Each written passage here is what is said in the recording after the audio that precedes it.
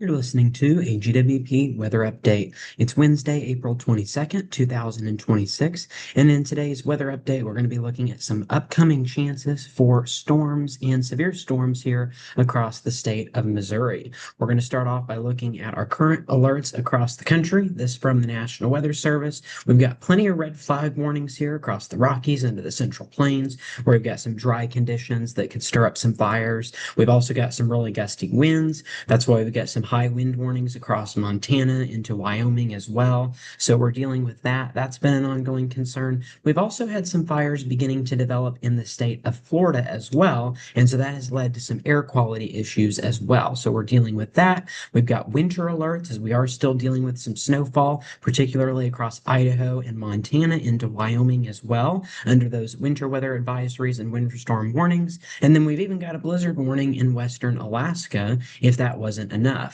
Still dealing with some ongoing flooding, river flooding from some of the storms that we had last week across Wisconsin, into Michigan, Illinois, even a few of those warnings here into the state of Missouri. So that's what we're dealing with right now. And again, the main concern today is going to be that fire risk that we have here across the gray area. That's what we're looking at, that critical fire risk for today. And then we've got some snow, some wintry weather out towards the west. Of course, today was a pretty nice day. We got into the lower 70s here across Missouri. Winds were a lot calmer across the area. It was also a bit cloudier as well. And so we're ahead of that storm system. But as we go into tomorrow, a few things are going to start to change as that next storm system, that cold front that's going to be associated with that storm system, is going to begin to move in. That's going to bring a fire risk across New Mexico and Texas behind the dry line. But it's also going to spark some severe storms here across the Central Plains as we go into Thursday and also into Friday as well. So severe weather risk will be ramping up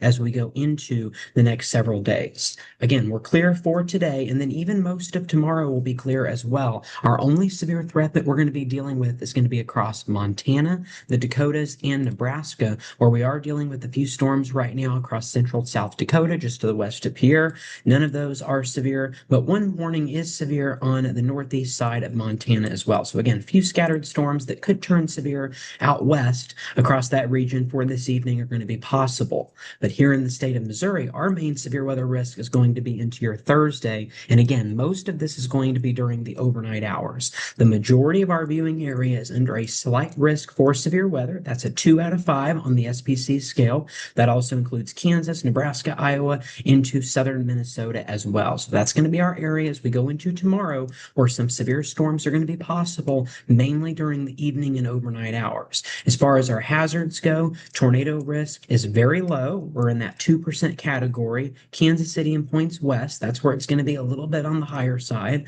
Not a high threat, but again, higher than most areas that are going to be in that 2% category. Wind is going to be our biggest concern. Winds between 60 and 75 miles per hour are going to be possible. And then our hail threat is really not going to be present tomorrow. We could still have some large hail, but Missouri is not under that main risk for hail. So again, our main concerns is going to be that wind threat. And again, most of the day should be clear. A few morning thunderstorms that could linger into the early afternoon hours are going to be possible, mainly along and north of Interstate 70.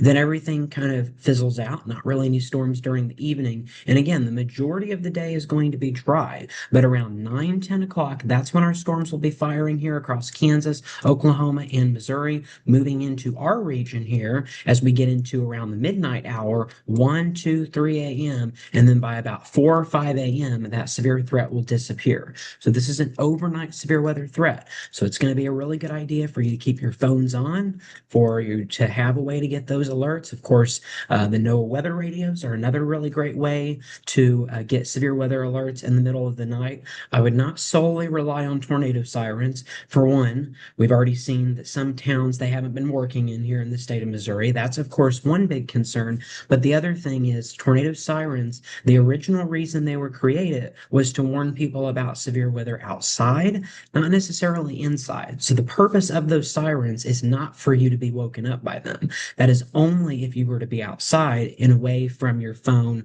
or your weather radio. That's the purpose of a tornado siren. So don't entirely rely on those to get alerts. Again, our tornado threat is relatively low, but again, that wind threat is going to be a concern during the overnight hours. So if you have anything outside that you're concerned might blow away, then it might be a good idea to bring that inside, like some patio furniture, anything like that. Certainly wouldn't be a bad idea to secure that or to move it inside. And so, again, our main threat is going to be between about 10 p.m. and 4 p.m. So it's going to be mainly an overnight threat. And again, that's why we're recommending, highly recommending, that you have a way to get those alerts during the middle of the night and you're not just relying on those sirens that may or may not work in the event that that ends up occurring across your location. So that's something that we're watching. We're also going to have a flood threat as well. We are under that marginal risk for flooding as we go into Thursday. Of course, this is during the overnight hours since that's when our heavy rainfall is going to take place. So not a whole lot of impacts as you go throughout your day on Thursday. It's going to be mainly an overnight event. But again, our biggest concern is that is when people are sleeping and nighttime tornadoes are considered to be more dangerous because people might not be aware of them. And then we also don't have storm chasers and storm spotters to confirm whether or not the tornado is on the ground. So that's another one of the dangers that comes with the tornadoes during the nighttime hours. So again, our primary hazards here across the area, this is from the National Weather Service in Springfield, Missouri, their weather story. Again, primary hazard, damaging wind gusts around 60, maybe 70 or 75 miles per hour. That's going to be possible. And then again, a lesser of a concern, but some hail and maybe a brief spin up are going to be possible. This will be late Thursday into early Friday. A few showers and storms could linger into the day on Friday, but the majority of the storms will be out of here as we get into Friday morning. Then we need to watch for redevelopment of a few thunderstorms as we go into Friday. So this outlines the fact that along and south of Interstate 44, we've got that slight risk for severe storms on Friday. So this is your Friday severe weather outlook. And then our southern counties, you're under that marginal risk for severe weather. So really a 1 out of 5 is what our severe weather threat is going to be. This is going to be during the afternoon hours. But again, if those thunderstorms linger into the early morning hours on Friday, from Thursday night's severe storms. So Thursday night storms linger into early Friday. That could make it to where conditions are not favorable for additional development. So that's why our risk is really low on Friday, because it all depends on whether or not the atmosphere is still favorable for severe storms. But again, it is possible that that might be gone. Those ingredients might be gone if the storms in the early morning hours last into the day on Friday. So that's something that we're going to be watching for. And then even as we go into this weekend, additional chances for severe weather. We've got our far southwestern counties, including Joplin and Nevada, under that risk for severe storms as we go into Saturday. And then that risk will go up just a little bit more as we go into Sunday. There's also going to be a risk as we go into Monday as well. So that's something we're going to be tracking. So really Thursday through Monday, that's going to be our severe weather window.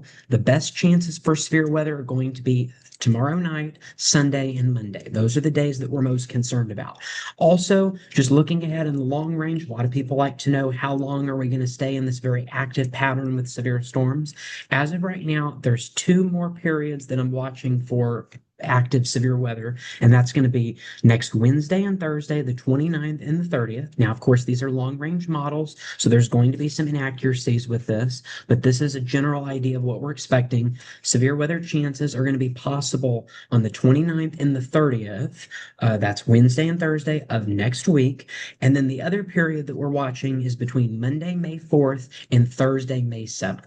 So within the next 3 weeks, those are going to be our windows that we're going to be watching for severe weather. Tomorrow night through Monday, next Wednesday and Thursday, and then May 4th through the 7th. So those are the times that as of right now, looks like we could be in an active pattern.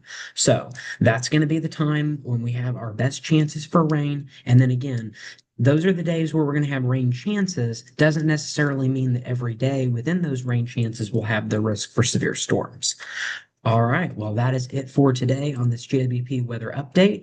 We will see you back here later. Stay safe and stay aware of these storms.